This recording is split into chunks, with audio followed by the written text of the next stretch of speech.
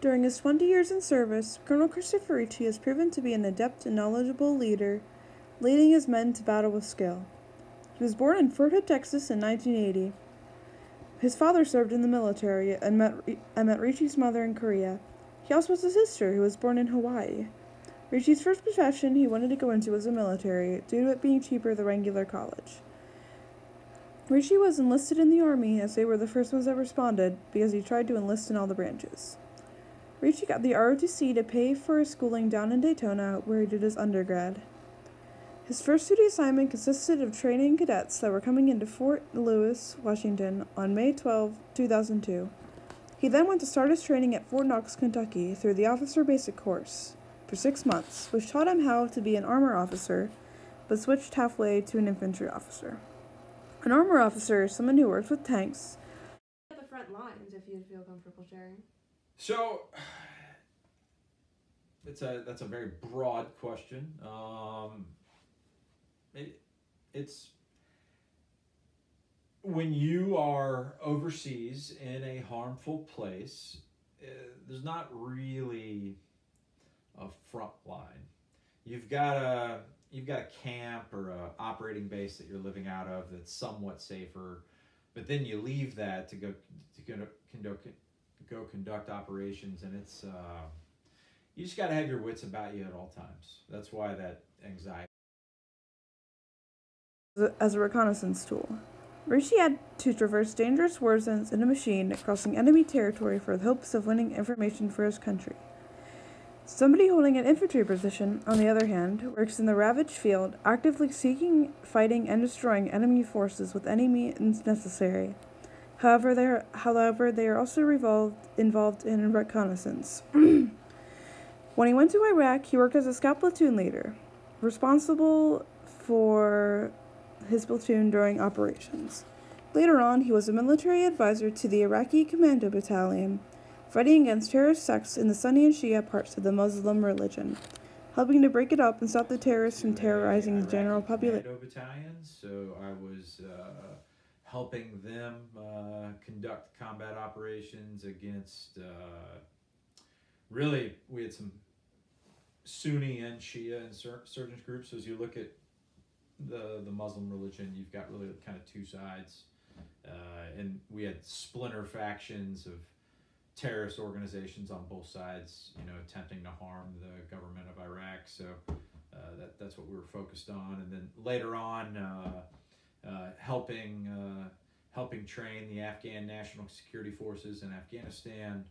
And then this last deployment I had, we were partnered with multiple countries across Africa, helping train their armies so that they could.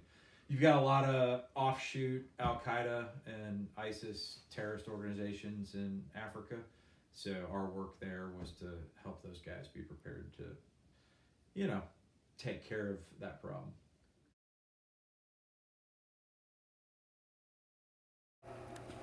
According to him, service in the field was a combination of both boring and adrenaline, from waiting until the fighting starts to the actual action of the battle, like when a bomb goes off or a rocket comes in, then it's all hands on deck.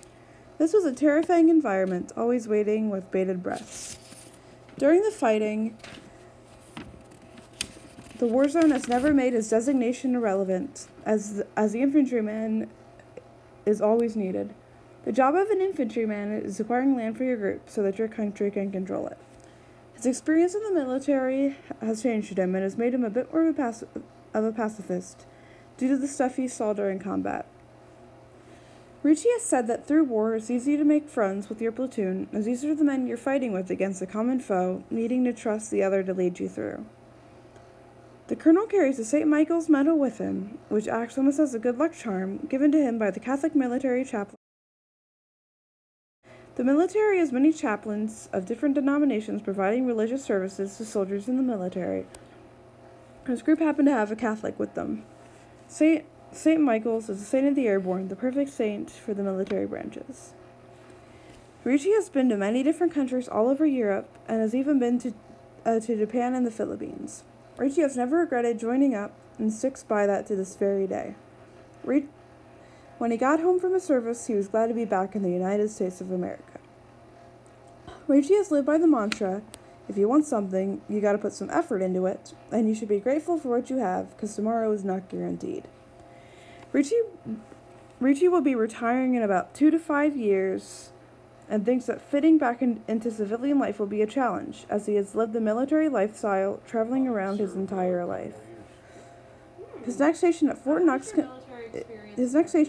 Knox, Kentucky. He will act almost as a city manager, or in military terms, a garrison commander, keeping it all running and making sure everything goes smoothly at Fort Knox.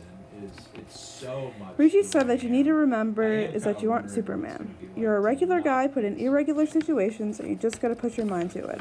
This idea holds true overall.